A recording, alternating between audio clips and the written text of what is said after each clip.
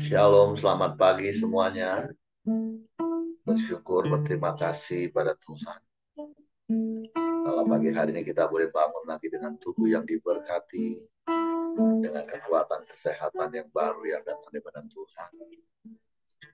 Dan kita boleh bersama-sama lagi datang menghampiri tahta kasih karunia Tuhan. Menaikkan pujian, syukur, penyembahan kita bagi Tuhan. Sebab kemurahan dan kebajikan yang terus Tuhan nyatakan di sepanjang hidup. Bapa, kami bersyukur, kami berterima kasih kepadamu pagi hari ini. Terima kasih buat pemeliharaan, penjagaan, penyertaan yang terus kau nyatakan di sepanjang hari-hari hidup kami.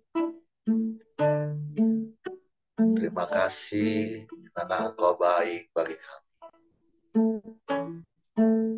Kau sungguh baik, kau sangat baik. Teramat baik bagi kami.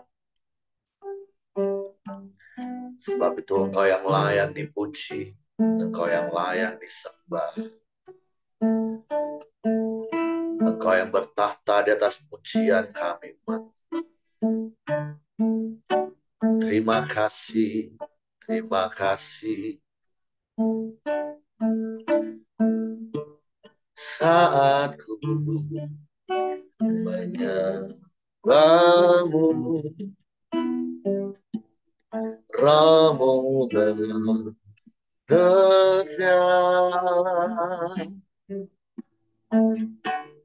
Saat ku memujimu, kau bertata di atas pujian. Saat kami menyembah, saat menyembahmu, rohmu bekerja. Saat ku memujimu, kau bertata di atas pujian. Ku angkat hatiku, ku pandang kekudusanmu. Saat ku sembah, pujimu, ku rasakan kehadiran-Mu Tuhan.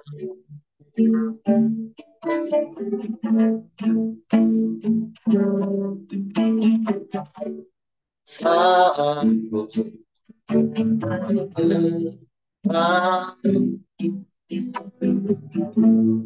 Rohmu bekerja.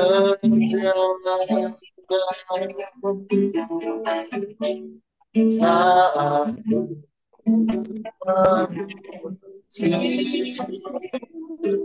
kau bertata di atas pujian.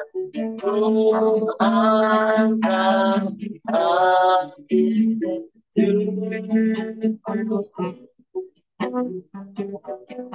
ku pandang kekudusanmu.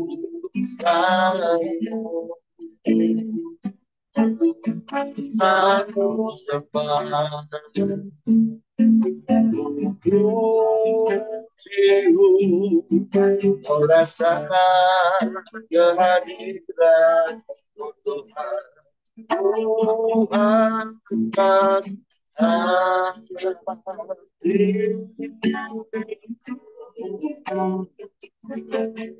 ku pandang kekudusanmu. Saat ku sembah, pujimu, Ku rasakan kehadiran-Mu Tuhan, angkat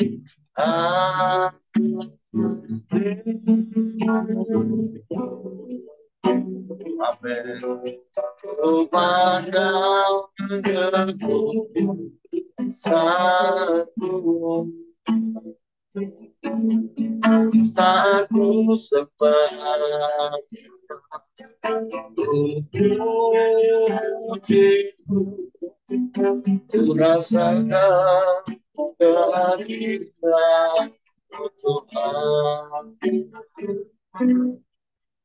Ku rasakan kehadiran-Mu Tuhan.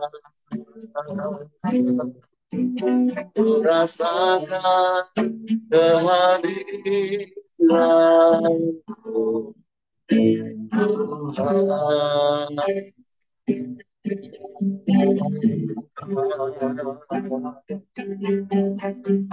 Kami sembah, kami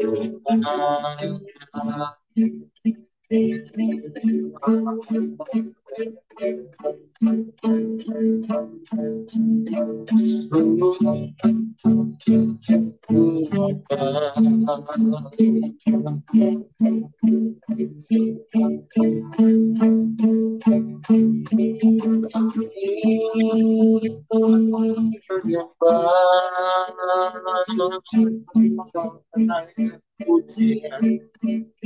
Syukur, hormat, kemuliaan bagi-Mu. Kau yang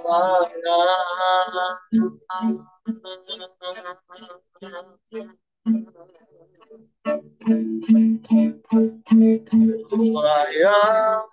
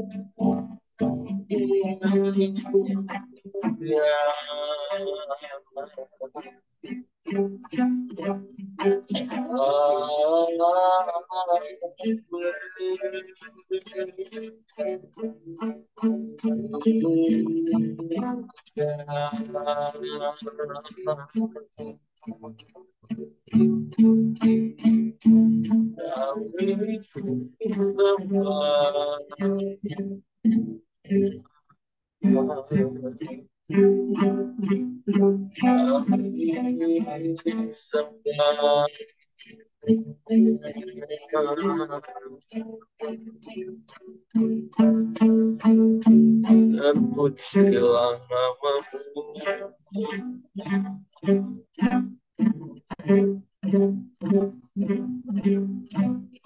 Terpuji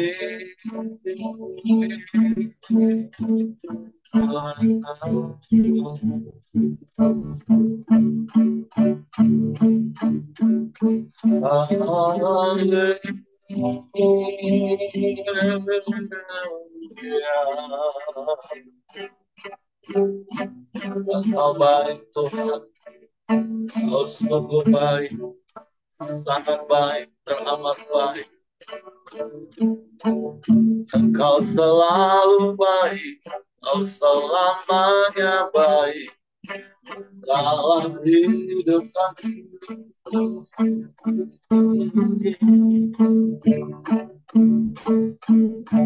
Tak berkesudahan kasih setia-Mu Tuhan dalam hidup kami. Tak habis-habisnya rahmat-Mu yang Kau limpahkan bagi kami. kemurahan dan kebajikan-Mu yang mengikuti kami seumur hidup kami. Kami bersyukur, terima kasih.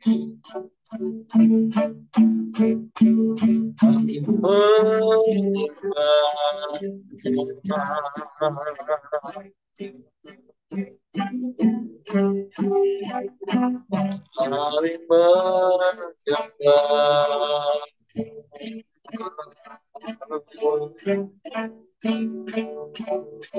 Selamanya Engkau yang layak dipuji, disembah, ditinggikan, diagungkan selamanya.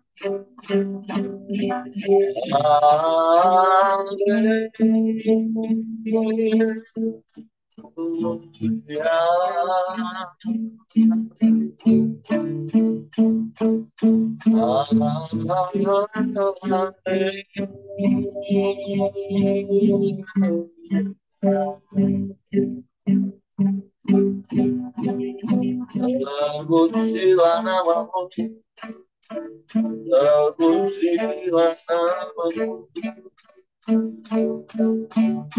Ajaib, ajaib.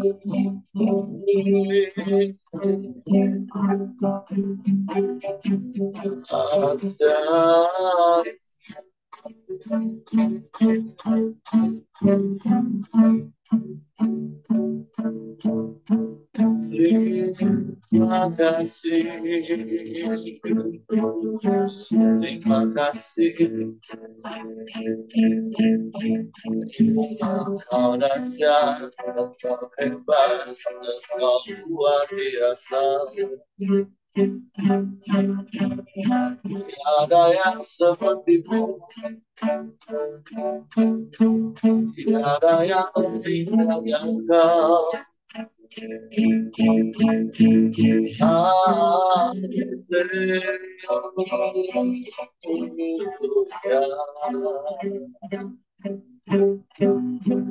Terpujilah nama-Mu, terpujilah nama-Mu, terpujilah nama-Mu.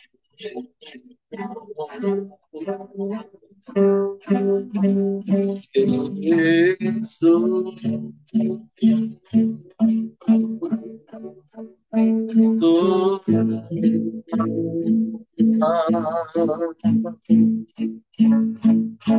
hanya Engkau yang layak dipuji, disembah. Engkau yang layak ditinggikan, diagungkan, dimuliakan. Sebab Engkau satu-satunya Allah dan tidak ada yang lain, tidak ada yang sama seperti-Mu. Engkau Allah yang mengasihi kami. Engkau Allah yang sangat mengasihi kami.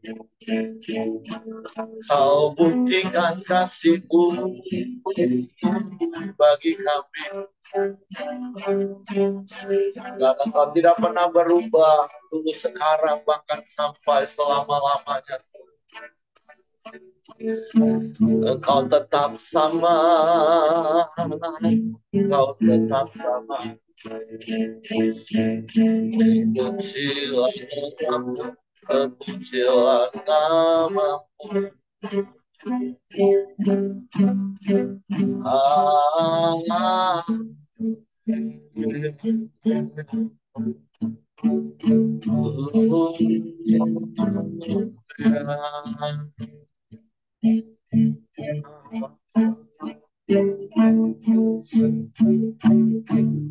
Terpujilah nama-Mu.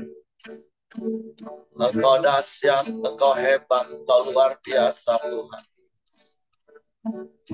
Sebab Tuhan, hanya kepada-Mu hati kami percaya. Dan kepada-Mu kami mempercayakan seluruh hidup kami. Sebab kami aman di dalam-Mu, Tuhan. Kami aman di dalam kerajaan-Mu, tak tergoncangkan oleh apapun juga. Kami bersyukur, terima kasih.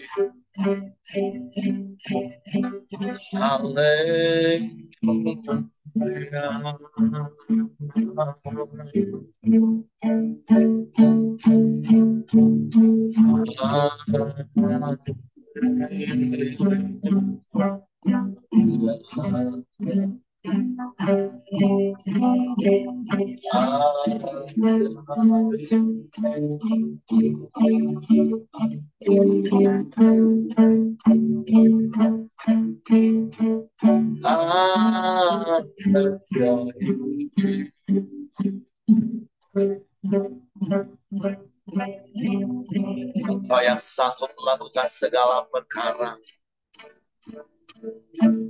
Tiada yang mustahil bagimu Tuhan. Tiada yang sukar bagimu.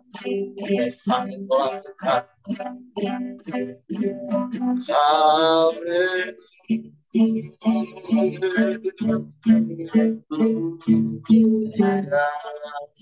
sanggup melakukan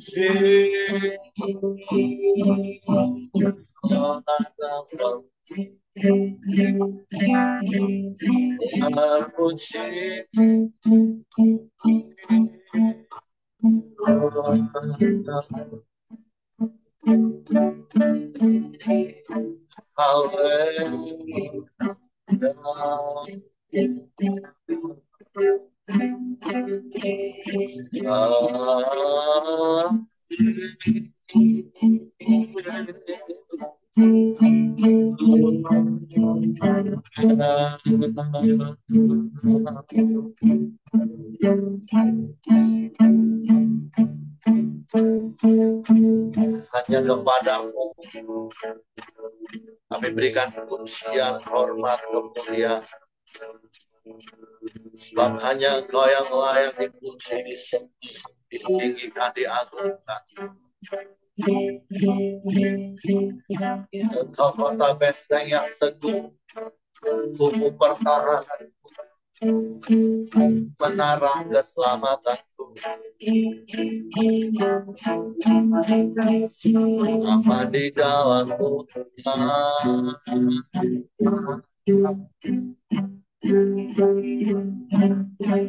Sebab Engkaulah satu-satunya. Tidak ada yang lain, tidak ada yang sama seperti-Mu.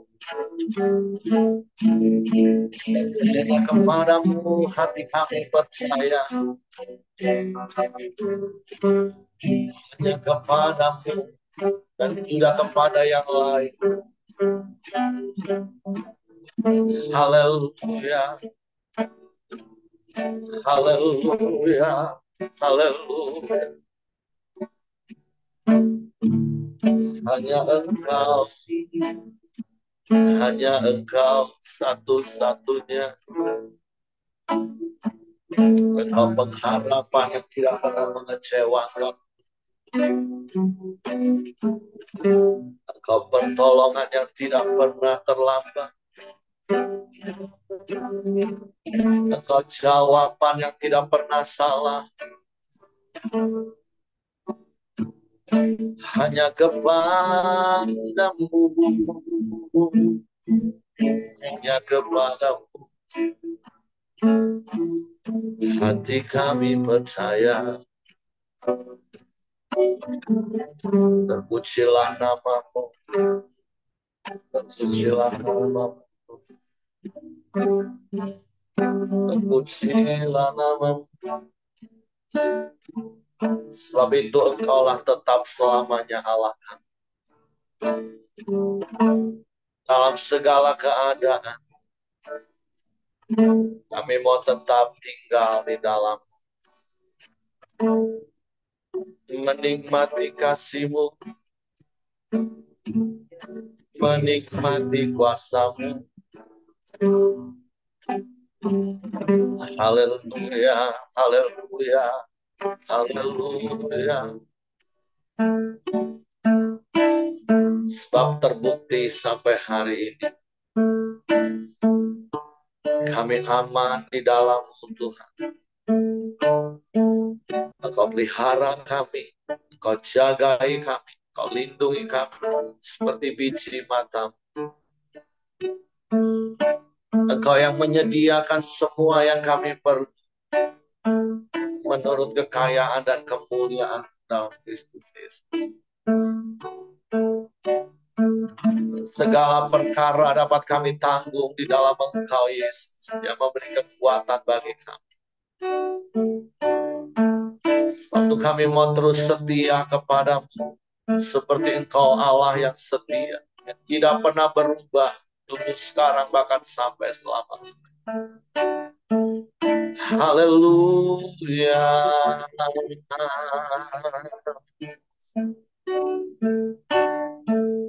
Terima kasih. Dalam segala keadaan, waktu berlimpah maupun kurang, tetap Yesus yang mempesona hatiku. Nyari damai dan kesempatan baru, niscaya musim kehidupan. Waktu kuat maupun lemah, tetap Yesus yang mempesona hatiku. Yang hidup dan kesempatan baru, jadi Yesus selamanya. Yesus harapanku takkan hilang, ada kasih-Nya selalu ada. Oh Yesus, ku cinta Kau selamanya. Ya, dalam segala keadaan, waktu tertimpa maupun curang,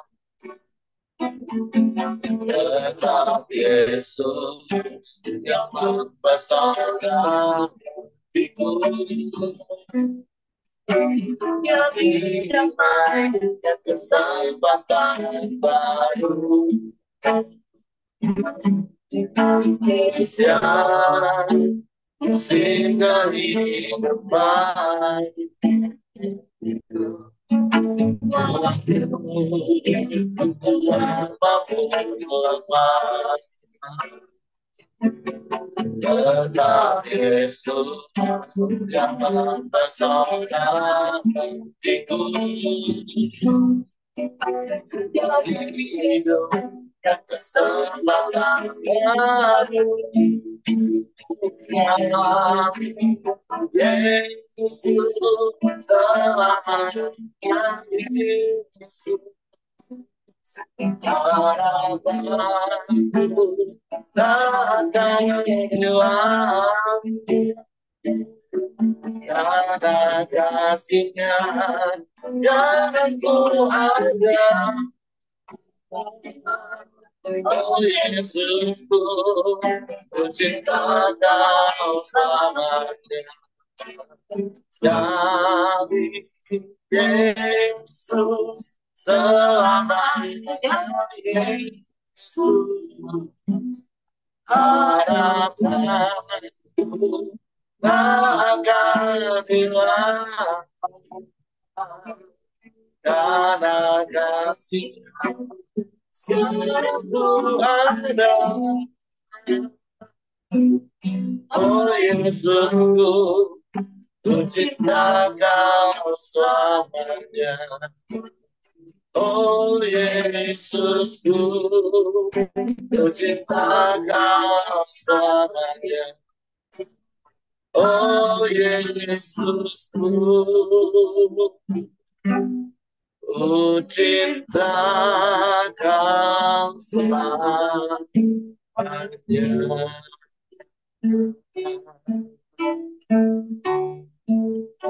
Engkaulah yang tetap kami cinta untuk selamanya. Sebab engkaulah yang lebih dahulu mencintai kami dengan kasih yang sempurna, kasih yang kekal, kasih yang tidak akan pernah berubah. Kau berikan hidupmu, kau berikan nyawa bagi kami, menebus hidup kami, menghapus dosa. Kau layakkan kami memanggilmu ya Aba, ya Bapa. Sebab itu bila kau dapati kami tetap setia, hidup seturut dengan kehendak, hidup berpadanan dengan firman, sehingga hidup kami menyenangkan dan menyukakan hati. Terima kasih Tuhan. Sebab pagi hari ini kami siapkan hati kami lagi untuk firman. Roh Kudus, tolong kami untuk mengerti dan memahami firman. Sehingga kami percaya firman dan kami melakukannya dalam hidup. Sambut firman-Mu dalam nama Yesus. Haleluya. Amin. Oke, silakan Pak Yosia. Ya, shalom, selamat pagi Bapak Ibu. Pagi. Hari ini kita sudah sampai di kitab Yeskiel pasalnya yang ke-33. Jadi sebelumnya kan kita di pasal-pasal sebelumnya ya kita sudah baca, kita sudah sama-sama belajar bahwa eh, pasal-pasal sebelumnya itu berbicara tentang nubuat penghakiman atau hukuman Tuhan kepada bangsa-bangsa di luar bangsa Israel, yaitu bangsa-bangsa seperti Amon, bangsa Moab, bangsa Edom, ya, dan juga ada Mesir juga disebutkan ya bahwa Tuhan itu adalah hakim atas bangsa-bangsa asing, ya. Nah, hari ini kita masuk ke perikopnya yang yang baru, yaitu mengenai nubuat pengharapan bagi Israel, ya. Jadi nanti dari pasal 33 sampai dengan pasal yang ke-44 itu bicara tentang bagaimana bangsa Israel ini mulai dari pasal yang ke-33 ini adalah penggenapan dari masa pembuangan, ya. Artinya kalau sebelum-sebelumnya Yeskiel itu mengingatkan, ya, menubuatkan bahwa kalau mereka tidak berbalik kepada Tuhan, mereka tetap mengeraskan hati, hukuman Tuhan itu akan datang. Nah, ini kita sudah dalam pasal yang ke-33 ini bicara bagaimana mereka sudah masuk kepada masa pembuangan. Saya baca ya. Ayat yang pertama, lalu datanglah firman Tuhan kepadaku, hai anak manusia, berbicaralah kepada teman-teman sebangsa dan katakanlah kepada mereka, kalau aku mendatangkan pedang atas sesuatu negeri dan bangsa itu mengambil seorang dari antara mereka dan menetapkan dia menjadi penjaganya. Ya, kalau ini bicara tentang Tuhan meneguhkan kembali peranan dari Yeskiel, ya, bahwa dia adalah berperan sebagai penjaga.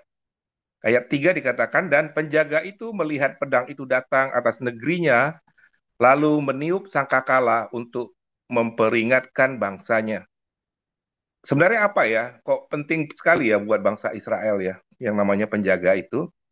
Ya kita tahu bahwa di setiap kota biasanya di Israel itu mereka membangun yang namanya tembok-tembok ya, untuk eh, menjaga dari serangan musuh-musuh yang mau eh, me- kalau kalau mereka berperang itu sebagai kubu pertahanan. Nah, biasanya di Israel itu mereka ada yang namanya penjaga ya atau pengintai. Nah, tentunya peran dari seorang penjaga ini sangat penting sekali ya. Karena apa? Karena seorang penjaga itu harus seorang yang peka ya. Kalau kita dikatakan kita sebagai penjaga di dalam komunitas kita itu orang yang peka ya, bukan peka ya. Maksudnya peka melihat tanda-tanda ya. Apakah musuh akan datang? Apakah pengajaran-pengajaran sesat itu akan datang? Dan dikatakan juga bahwa ketika ada musuh, dia bertugas untuk meniupkan sangkakala, ya, untuk memperingatkan bangsanya. Ayat keempat, kalau ada seorang yang memang mendengar suara sangkakala, tetapi ia tidak mau diperingatkan, sehingga sesudah pedang itu datang, ia dihabiskan. Darahnya tertimpa kepadanya sendiri. Ya, ini bicara tentang bagaimana kalau sudah diperingatkan, ya, tapi mereka menghiraukan, itu ada resikonya. Ayat kelima dikatakan, ia mendengar suara sangkakala, tetapi ia tidak mau diperingatkan. Darahnya tertimpa kepadanya sendiri. Kalau ia mau diperingatkan, ia menyelamatkan nyawanya. Ayat keenam, sebaliknya, penjaga yang melihat pedang itu datang, tetapi tidak meniup sangkakala, dan bangsa itu tidak mendapat peringatan, sehingga sesudah pedang itu datang, seorang dari antara mereka dihabiskan, orang itu dihabiskan dalam kesalahan. Tetapi aku menuntut pertanggungjawaban atas nyawanya dari penjaga itu. Jadi sekali lagi ini berbicara mengingatkan kembali bahwa peran dari seorang penjaga itu sangat penting, ya. Jadi kalau seorang penjaga itu lalai, ternyata Tuhan itu menuntut, ya, menuntut pertanggungjawaban atas orang yang menjadi korban. Kenapa? Kenapa kalau seorang penjaga tidak berperan? Kenapa dia tidak memperingatkan? Ini sebenarnya adalah gambaran dari Yeskiel, ya. Dan ayat ketujuh dikatakan, dan engkau anak manusia, aku menetapkan engkau menjadi penjaga bagi kaum Israel. Ini peneguhan kembali ya. Bila mana engkau mendengar suara firman daripadaku, peringatkanlah mereka demi namaku, ya. Jadi eh, ini kembali lagi bahwa Yeskiel di pasal-pasal sebelumnya dia udah pernah diteguhkan. Ini kembali diteguhkan kembali bahwa fungsinya sebagai penjaga. Nah, maksudnya untuk penjaga sebagai apa ya? Karena ketika mereka juga masuk di dalam masa pembuangan, Tuhan masih tetap membuka pintu pertobatan. Kalau mereka mau bertobat, Tuhan akan menebus mereka, Tuhan akan menyelamatkan mereka. Ayat ke-8, kalau aku berfirman kepada orang jahat, hai orang jahat, engkau pasti mati dan engkau tidak berbuat apa-apa untuk memperingatkan orang jahat itu supaya bertobat dari hidupnya, orang jahat itu akan mati di dalam kesalahannya. Tetapi aku menutup pertanggungjawaban atas nyawanya daripadamu. Ya, ini diulang kembali bahwa Tuhan menuntut pertanggungjawaban kepada kita yang sudah diberi tanggung jawab untuk menjadi penjaga kawanan. Tetapi ayat 9, jikalau engkau memperingatkan orang jahat itu supaya ia bertobat dari hidupnya, tetapi ia tidak mau bertobat, ia akan mati dalam kesalahannya. Nah, ini dikatakan di garis bawah bahwa tetapi engkau telah menyelamatkan nyawamu. Jadi kita bebas kalau kita sudah memperingatkan, tetapi orang itu menutup hatinya, menutup telinganya, tidak mau mendengarkan apa yang Tuhan katakan, kita menyampaikan apa yang Tuhan sampaikan, itu tidak lagi Tuhan menuntut balasan kepada kita, karena kita sudah menyelamatkan nyawa kita. Ayat 10 dikatakan, engkau anak manusia, katakanlah kepada kaum Israel, kamu berkata begini, pelanggaran kami dan dosa kami sudah tertanggung atas kami. Karena itu kami hancur. Bagaimana kami dapat tetap hidup? Ayat 11 dikatakan, katakanlah kepada mereka demi aku yang hidup, demikianlah firman Tuhan. Aku tidak berkenan kepada kematian orang fasik, melainkan aku berkenan kepada pertobatan orang fasik itu dan kelakuannya supaya ia bertobat. Bertobatlah dari hidupmu yang jahat itu, mengapa kamu akan mati, hai kaum Israel? Jadi di sini diingatkan kembali ya bahwa tetap Tuhan itu kasihnya luar biasa. Sekalipun mereka bersalah, sekalipun mereka di dalam pembuangan, Tuhan masih tetap menunjukkan kasihnya yang luar biasa. Tuhan tidak ingin satu orang pun yang tidak selamat, termasuk orang yang sudah sungguh-sungguh melawan Tuhan, sungguh-sungguh dihukum sama Tuhan di dalam pembuangan. Di ayat ke-12, dan kau anak manusia, katakanlah kepada teman-teman sebangsamu, kebenaran orang benar tidak menyelamatkan dia, pada waktu ia jatuh dalam pelanggaran dan kejahatan orang jahat tidak menyebabkan dia tersandung. Pada waktu ia bertobat dari kejahatannya dan orang benar tidak dapat hidup kebenaran, pada waktu berbuat dosa. Jadi kita juga jangan sombong dengan eh, agamawi kita. Kita nggak boleh sombong bahwa kita orang benar, kita melakukan kesalahan, bahwa Tuhan itu akan menutup mata. Tidak. Tuhan tetap menuntut pertanggungjawaban. Kalau kita salah, bagi Tuhan itu tetap salah. Dan kita lihat ya bagaimana ini ada kata-kata yang diulang sampai 3 kali ya. Ini ciri khas dari kitab Yeskiel. Dia selalu menggunakan anak manusia, ya. Nah, Tuhan Yesus juga sering di apa digunakan istilah anak manusia. Tapi anak manusia di sini ini berbicara bahwa eh, Yeskiel ini dikatakan eh, dia adalah manusia biasa. Yeskiel ini adalah manusia juga yang penuh dosa. Tetapi ya Tuhan memakai siapa saja, termasuk orang berdosa, untuk menyatakan kebenaran. Jadi ini sebenarnya menjadi tanggung jawab kita ya, bahwa Tuhan itu memakai siapa saja, ya. Tidak harus juga kita orang yang tanpa celah, yang tanpa ini, tapi Tuhan tetap memilih orang ya untuk menyatakan kasihnya, untuk menyatakan memperingatkan orang. Ya, dan ayat ke-13, kalau aku berfirman kepada orang benar, engkau pasti hidup, tetapi ia mengandalkan kebenarannya dan ia berbuat curang, segala perbuatan kebenarannya tidak akan diperhitungkan. Jadi, nggak ada yang namanya sekali selamat tetap selamat ini ya. Tapi kita harus melakukan apa yang menjadi keselamatan yang sudah kita terima. Artinya memang eh, nggak ada urusan buat Tuhan juga ya, kalau sekalipun kamu hidup benar, ya Tuhan itu tidak akan memperhitungkan ya. Kalau kita melakukan kesalahan, kita berbuat kecurangan, ketika menipu orang, ya. Ayat 14, kalau aku berfirman kepada orang jahat, engkau pasti mati, tetapi ia bertobat dari dosanya, serta melakukan keadilan dan kebenaran, orang jahat itu mengembalikan gadaian orang. Ia membayar ganti rampasannya menuruti peraturan-peraturan yang memberi hidup, sehingga tidak berbuat curang lagi. Ia pasti hidup, ia tidak akan mati. Jadi dosa itu seperti hutang yang digadaikan. Ketika kita bertobat, ya, dikatakan itu kita sudah menebus dari gadai kita. Ayat ke-16, semua dosa yang diperbuatnya tidak akan diingat-ingatnya lagi. Ia sudah melakukan keadilan dan kebenaran, maka pasti hidup. Ya, Tuhan itu tidak mengingat-ingat lagi dosa kita. Tapi yang jadi masalah kita yang suka mengingat-ingat dosa orang lain, ya. Nah, ini juga bicara bahwa bagaimana Tuhan yang adalah Tuhan mau melupakan segala kesalahan-kesalahan orang lain, tapi bagaimana dengan kita? Apakah kita bisa melupakan apa kesalahan-kesalahan, ya, sekalipun Tuhan sudah memberikan keadilan, Tuhan sudah memberikan kasih-Nya. Tetapi teman-temanmu sebangsa berkata, tindakan Tuhan itu tepat, padahal tindakan mereka yang tidak tepat. Jikalau orang benar berbalik dari kebenaran dan melakukan kecurangan, ia harus mati karena itu. Hukuman Tuhan jelas dan tegas, ayat 19. Sebaliknya kalau orang fasik bertobat dan kefasikannya dan ia melakukan keadilan dan kebenaran, ia pasti hidup karena itu. Tetapi aku berkata, tindakan Tuhan itu tidak tepat. Aku menghakimi kamu masing-masing menurut kelakuannya, hai kaum Israel. Ya, sekali lagi Tuhan mengingatkan, ya, jangan sombong kalau kamu itu bangsa pilihan, jangan sombong kalau kamu itu lebih dari bangsa-bangsa yang lain. Tapi kalau kamu melakukan kesalahan, melakukan penyembahan berhala, bahkan hidupmu dikatakan lebih rusak, lebih parah daripada orang-orang yang tidak mengenal akan Tuhan, hukuman Tuhan itu pasti, karena Tuhan itu adalah Tuhan yang adil. Lanjutkan di ayat 21, judulnya itu Berita Kejatuhan Yerusalem.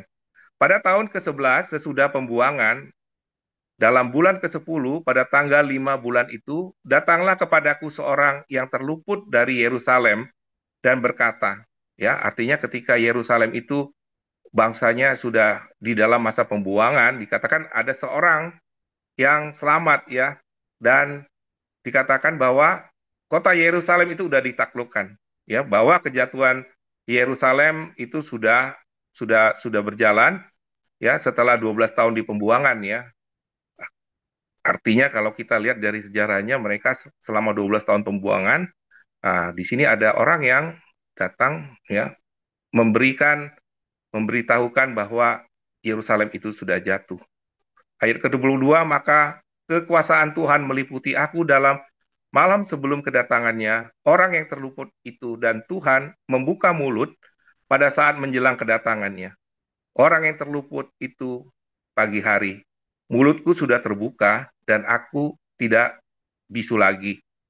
Kita tahu ya bahwa Yeskiel ini orang yang apa istilahnya apokaliptik ya. Artinya dia melakukan eh, semua yang Tuhan perintahkan, tapi Tuhan membuat dia menjadi bisu. Nah, jadi pertanyaan juga bagaimana caranya dia menyampaikan ketika dia bisu. Nah, artinya di sini memang sudah di ayat sebelumnya dikatakan bahwa Tuhan membuat bisu, tapi Tuhan izinkan dia berbicara ketika Tuhan mau menyampaikan sesuatu ya. Artinya dia bisa berbicara, tidak sepenuhnya bisu, ya. Hanya ketika Tuhan mau menyampaikan segala sesuatu, dia membuka pembicaraan, ya. Nah, tapi kali ini dikatakan bahwa dia sudah benar-benar tidak bisu lagi. Artinya sepenuhnya dia bisa berbicara, ya. Kita tahu ya bagaimana Yeskiel ini kan selalu eh, menggambarkan apa yang Tuhan perintahkan itu kepada dirinya pribadi, begitu ya. Seperti dia makan gulungan kitab suci, terus dia harus eh, berpuasa, ya. Itu segala sesuatunya melalui tindakan, ya.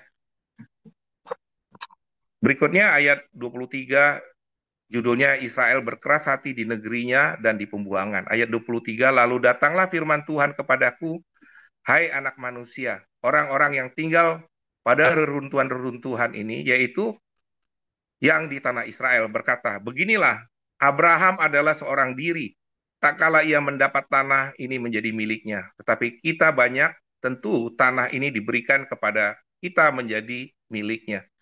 Nah, jadi peringatan yang diberikan oleh Yeskiel, tetapi bangsa pilihannya itu tetap merasa sombong diri. Ya, dia berkata bahwa Abraham itu adalah seorang diri. Ya, nah, tak kala ia mendapatkan tanah menjadi miliknya, tetapi kita banyak.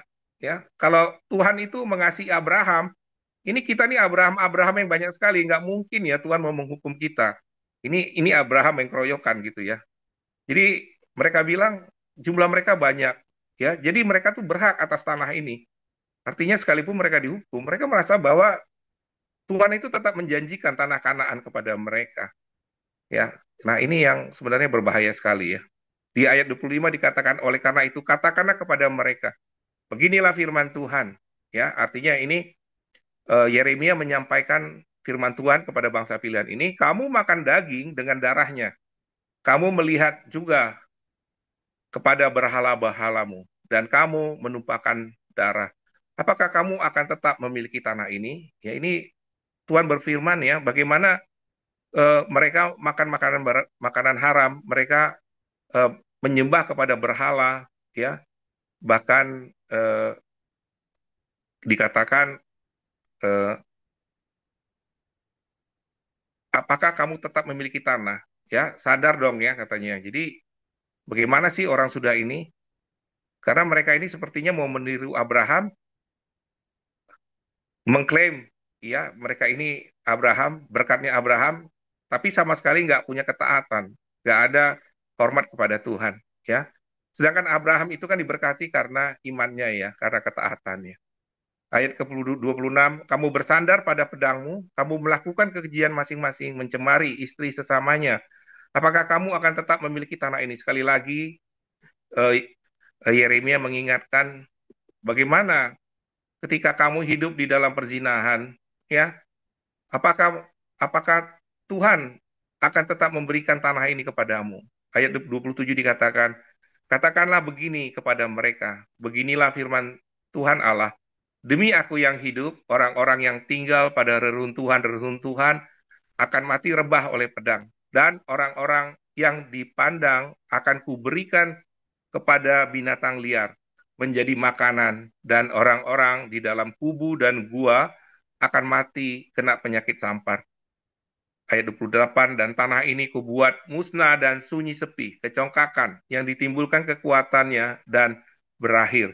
Gunung-gunung Israel akan menjadi sunyi sepi, sehingga seorang pun tidak melintasinya. Jadi ini bicara tentang gunung-gunung yang menjadi sunyi sepi, ini bicara tentang hukuman Tuhan yang mau menghabiskan mereka.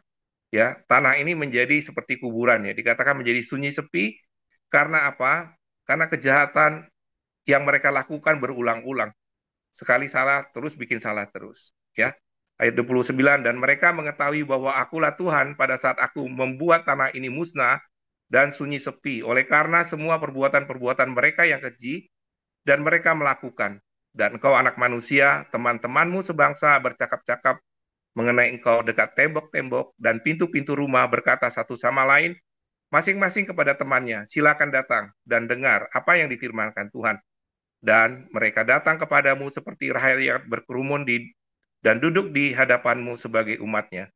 Mereka mendengar apa yang kuucapkan, tetapi mereka tidak melakukannya. Mulutnya penuh dengan kata-kata cinta kasih, tetapi hati mereka mengejar keuntungan yang haram. Sungguh engkau bagi mereka seperti seorang yang melanggungkan syair cinta kasih dengan suara yang merdu dan pandai main kecapi. Mereka mendengar apa yang kuucapkan, tetapi mereka sama sekali tidak melakukannya. Kalau hal itu datang, sungguh akan datang. Mereka akan mengetahui bahwa seorang nabi ada di tengah-tengah mereka. Ya, kalau kita lihat tadi di ayat ke-9, yaitu eh, ayat ke-9 tadi dikatakan, tetapi jikalau engkau memperingatkan orang jahat supaya ia bertobat dari hidupnya, tetapi ia tidak mau bertobat, ia akan mati dalam kesalahannya. Tetapi engkau menyelamatkan nyawamu. Jadi Yeskiel sudah melakukan di ayat 9, dia sudah mengingatkan, ya, tetapi bangsa ini tetap mengeraskan hati.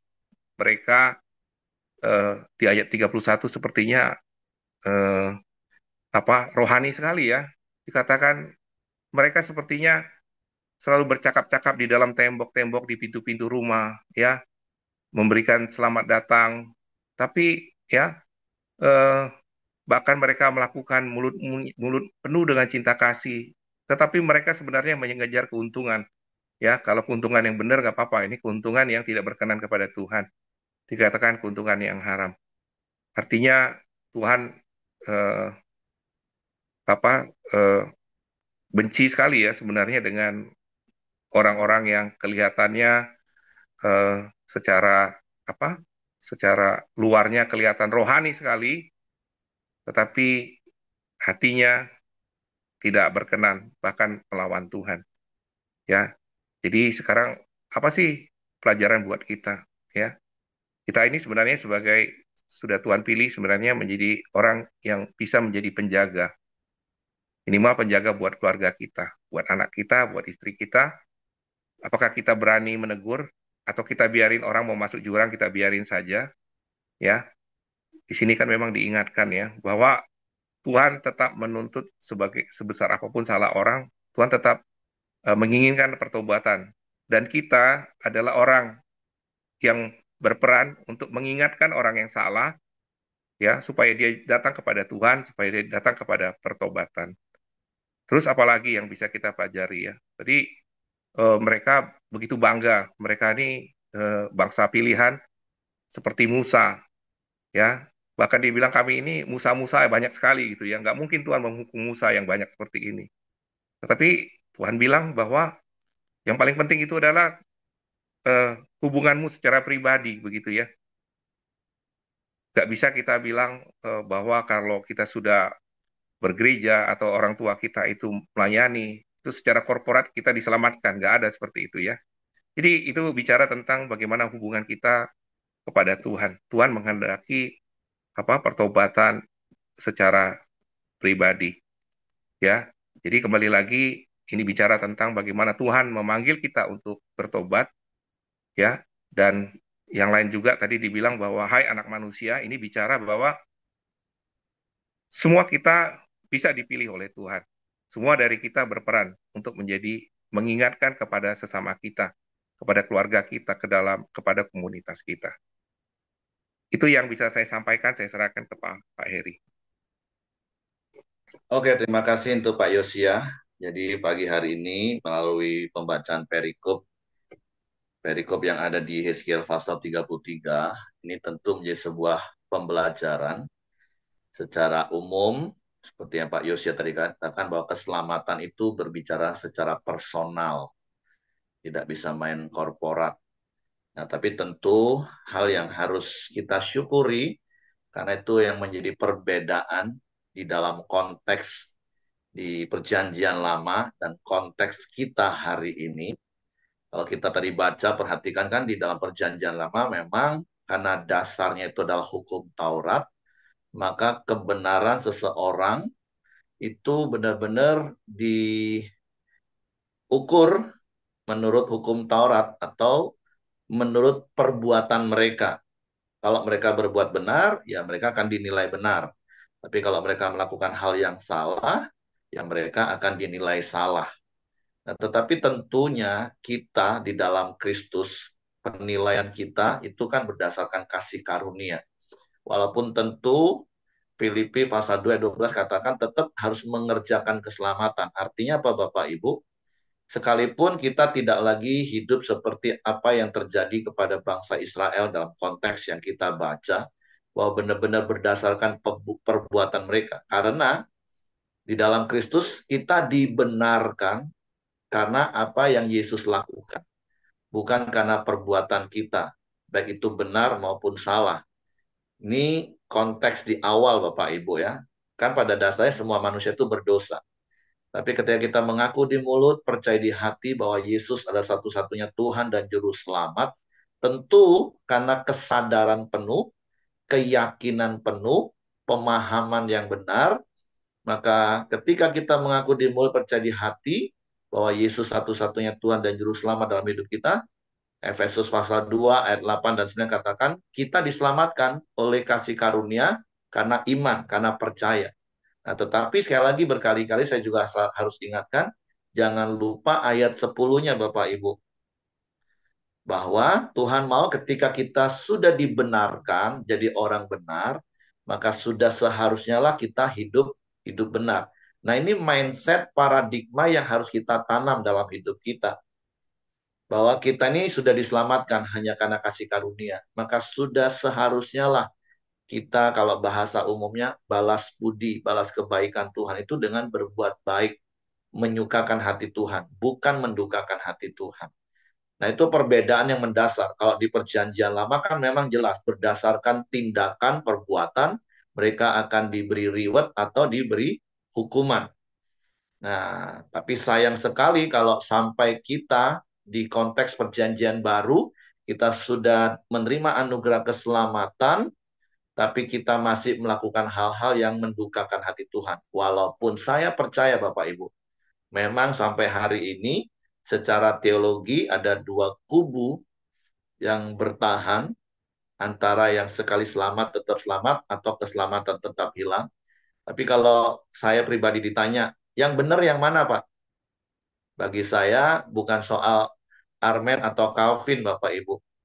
Apakah waktu kita mengaku di mulut, percaya di hati bahwa Yesus itu adalah satu-satunya Tuhan dan Juru Selamat, itu karena sebuah pemahaman yang benar, iman yang timbul dari pengetahuan, pemahaman yang benar, atau tidak, itu masalahnya dulu. Karena kalau kita benar-benar menyadari tadinya kita adalah orang berdosa, yang pasti binasa, tetapi hanya karena anugerah Tuhan, keselamatan itu kita terima, ya masa kita masih mau kurang ajar sama Tuhan yang sudah menyerahkan hidupnya bagi kita, menyerahkan nyawanya bagi kita. Maka sudah seharusnya lah kita hidup di dalam perbuatan baik yang Tuhan sediakan sebelumnya, yaitu taat akan firman Tuhan. Bukankah berkali-kali di dalam kitab Yeskiel pun kita sudah diingatkan, Tuhan itu sudah memberikan kepada kita rohnya. Waktu kita percaya Yesus, roh Allah yang tadinya meninggalkan manusia waktu manusia jatuh dalam dosa, itu dikembalikan kepada kita. Roh Kudus yang akan menolong kita, menuntun kita, hidup di dalam seluruh kebenaran firman Tuhan. Menolong kita, menghibur kita, menguatkan kita. Nah, saya percaya orang yang sungguh-sungguh, kata kuncinya sungguh-sungguh. Karena Ibrani katakan, orang kalau nggak dengan sungguh-sungguh, dia nggak akan berkenan. Tapi doa dan harapan saya setiap kita adalah orang yang memang sungguh-sungguh percaya menjadikan Yesus itu sebagai Tuhan bukan hanya sebatas teori dan pengetahuan, tapi menjadikan Yesus itu sebagai Tuhan, kurios yang berdaulat penuh atas hidup kita, sehingga kita bisa mentaati seluruh firman-Nya. Dan berkali-kali saya harus katakan, ketaatan kita kepada Tuhan itu didasari karena kasih, bukan Kristen transaksional. Karena kita nggak diukur lagi berdasarkan perbuatan kita, Bapak Ibu. Untuk keselamatan ya maksudnya ya. Untuk anugerah hidup kekal ya. Bukan bicara soal berkat, materi, enggak. Walaupun sekali lagi saya juga harus ingatkan, kita taat lakukan firman, dasar hati kita itu bukan karena supaya diberkati, bukan karena takut dikutuk, bukan.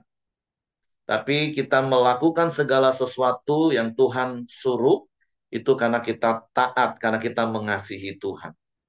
Walaupun tentu kalau bicara soal berkat materinya, janji-janji firman dari sisi Tuhannya, ya itu seperti berkali-kali prinsip yang saya katakan, kasih Tuhan tuh nggak bersyarat. Bicara tentang keselamatan, kasih Tuhan nggak bersyarat. Tapi janji Tuhan, hidupnya diberkati, hidupnya jadi sehat, hidupnya jadi kuat, itu bersyarat. Kalau engkau lakukan firman, jaga hidupmu, ya hidupmu akan sehat. Tapi kalau kamu suka-suka, nggak atur hidupmu, wah jangan coba-coba klaim janji Tuhan, aku akan umur panjang, aku akan sehat. Tapi makan berantakan, tidur berantakan, olahraga enggak. Nah, dalam konteks seperti itu, iya, berdasarkan apa yang kita lakukan, Bapak Ibu. Tapi dalam konteks keselamatan, sekali lagi, kita diselamatkan itu murni, pure, karena anugerah. Tapi sekali lagi, tentulah kita ini orang yang tahu berterima kasih, Bapak Ibu. Masa kita sudah diselamatkan dari neraka jahanam, terus kita masih mau kurang aja dan suka-suka pada Tuhan. Kan nggak mungkin seharusnya. Yang normal. Dan tentulah kita mau jadi manusia yang normal. Manusia yang tahu berterima kasih. Jadi sekali lagi, mari kita bersyukur. Jangan sampai kita menjadi seperti bangsa Israel yang dikatakan di dalam kitab Yeskiel pasal 33 ini. Mereka sepertinya seakan-akan suka dengar firman. Tapi pada dasarnya mereka nggak mau lakukan firman. Mereka ngomong soal kasih, tapi mereka penuh dengan keuntungan yang haram. Kata firman Tuhan tadi. Tapi sekali lagi saya mendorong dan mengingatkan kita, kita yang sudah diselamatkan semata-mata karena kasih karunia. Mari terus mengasihi Tuhan dengan ketaatan kita. Gak usah terintimidasi dengan tipu daya iblis. Fokus saja kasihi Tuhan. Apalagi hari-hari ini Tuhan juga ingatan untuk kita kembali kepada kasih yang semula. Karena tentu karena banyaknya kedurhakaan, kasih bisa menjadi tawar. Bahkan kalau kita kembali mengasihi dunia dengan segala isinya, itu membuat kasih kepada Allah itu hilang. Jadi mari dari hari ke hari, kasih yang Tuhan sudah curahkan dalam hidup kita, kasih itu yang menolong kita untuk dapat mengasihi Tuhan dalam ketaatan kepada Tuhan. Sehingga kita memiliki sebuah pemahaman yang benar, paradigma yang benar, spiritual journey yang benar dalam hidup kita. Karena jalan hidup orang benar itu seperti cahaya yang terus terang hingga rembang tengah hari. Jadi jangan lagi naik turun menuruti kekuatan daging kita dalam grafik kekristenan kita. Tapi mari semakin hari kita semakin mengasihi Tuhan. Karena Tuhan sudah lebih dulu mengasihi kita. Oke, itu saja yang saya tambahkan. Terima kasih untuk Pak Yosia. Saya serahkan kepada Hengki. Ya, mari kita masuk ke dalam doa kita. Silakan Willy, nanti tutup sama Pak Yosi ya. Mari Bapak Ibu, kita masuk dalam doa syafaat kita. Bapak, kami ucap syukur dan terima kasih Tuhan untuk pagi ini Tuhan. Untuk anugerah keselamatan-Mu Tuhan. Terima kasih Tuhan, kami mau taat selalu karena kami mengasihi Engkau Tuhan. Terima kasih Tuhan untuk setiap apa yang Kau berikan di dalam hidup kami Tuhan. Yang baik kami berdoa Tuhan untuk Pak Yosia yang telah menyampaikan firman-Mu Tuhan. Kau selalu berkati, menyertai, dan melindungi Pak Yosia, Tuhan. Apapun yang Pak Yosia lakukan, Tuhan, Kau buat berhasil, Tuhan. Berkati istri, anak-anaknya, Tuhan. Berkati semuanya, Tuhan. Serta pelayanannya juga, Tuhan, di Bungo, Kau berkati, Tuhan. Terima kasih. Kami Kami serahkan Pak Yosia dan keluarganya ke dalam tangan kuasa-Mu Tuhan.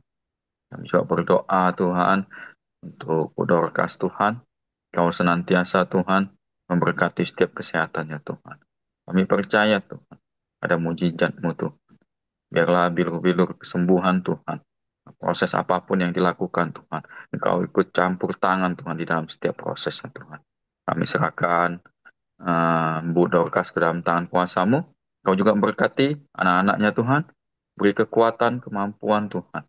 Untuk selalu Tuhan mengandalkan Engkau Tuhan. Terima kasih Tuhan. Kami juga berdoa Tuhan untuk bangsa ini Tuhan. Kau memberkati bangsa, khususnya bangsa Indonesia Tuhan. Berkati pemimpinnya, berkati setiap apa yang bangsa ini lakukan Tuhan. Kasih roh hikmat takut akan Engkau Tuhan. Setiap keputusan berasal daripada-Mu Tuhan. Kau bawa bangsa ini semakin damai sejahtera Tuhan. Biarlah keamanan, kesejahteraan Tuhan. Kami andalkan Engkau Tuhan, kami serahkan bangsa ini ke dalam tangan kuasa-Mu. Terima kasih Tuhan. Kami juga berdoa untuk setiap anggota Koramdeo yang hadir pagi ini Tuhan. Setiap aktivitas kami serahkan ke dalam tangan-Mu. Biarlah Engkau menyertai kami, memberkati kami, melindungi kami, apa yang kami lakukan Tuhan. Terima kasih Tuhan, terima kasih. Kami serahkan hidup kami ke dalam tangan kuasa-Mu. Marilah Bapak Ibu, kita masuk ke dalam doa Bapa kami. Bapa kami yang ada di surga, dikuduskanlah nama-Mu, datanglah kerajaan-Mu, jadilah kehendak-Mu di bumi seperti di surga. Berikanlah kami pada hari ini makanan kami yang secukupnya. Dan ampunilah kami akan kesalahan kami, seperti kami juga mengampuni orang yang bersalah kepada kami. Dan janganlah membawa kami ke dalam pencobaan, tapi lepaskanlah kami daripada yang jahat. Karena Engkau yang punya kerajaan dan kuasa dan kemuliaan sampai selama-lamanya. Amin. Sekali lagi Bapak, kami mau bersyukur. Tuhan, Kau sungguh luar biasa di dalam kasih-Mu. Engkau menghendaki supaya seberapa besar pun kesalahan yang kami miliki, Kau menghendaki supaya kami mau bertobat, mau berpaling kepada Engkau ya Bapa. Bapa, biarlah kami semua yang ada di sini juga boleh menjadi penjaga buat sesama kami, karena Tuhan sudah memberikan Roh Kudus yang menjadi penolong buat kami, menjadi penjaga buat kami. Terima kasih Bapa, berkati setiap kami yang ada di ruang Koramdio ini. Kau berkati setiap usaha pekerjaan kami, pelayanan kami, keluarga kami, semuanya kami lakukan untuk hormat dan kemuliaan bagi nama Tuhan. Kiranya berkat sukacita, berkat damai sejahtera dari Allah Bapa dan Putra dan persekutuan dengan Roh Kudus. Di dalam nama Tuhan Yesus Kristus kami berdoa, kami mengucap syukur. Amin. Oke, semangat pagi, selamat beraktivitas, Tuhan memberkati. Terima kasih Pak Yosia. Sama-sama Pak. Oh, Koko Cece lah di Jambi. Udah. Semalam turun. Oh. Makasih Bapak.